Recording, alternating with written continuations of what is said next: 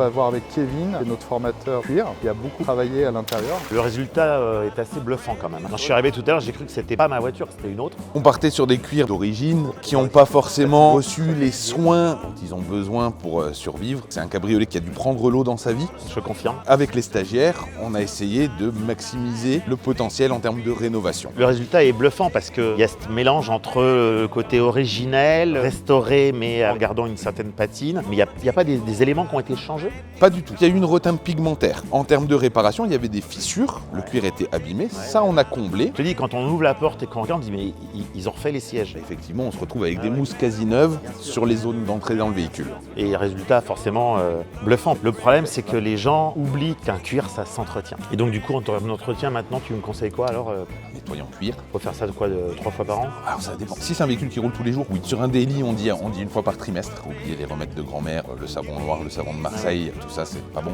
Le cuir ça n'aime pas l'eau non plus, donc pas y aller avec des linges mouillés, etc.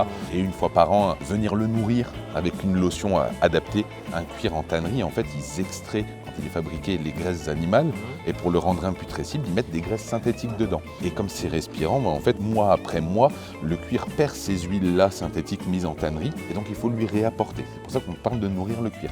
Et c'est comme ça qu'il garde sa souplesse. Et bien ça va très très bien avec l'extérieur du coup qui est aussi magnifique, donc on est parfaitement raccord.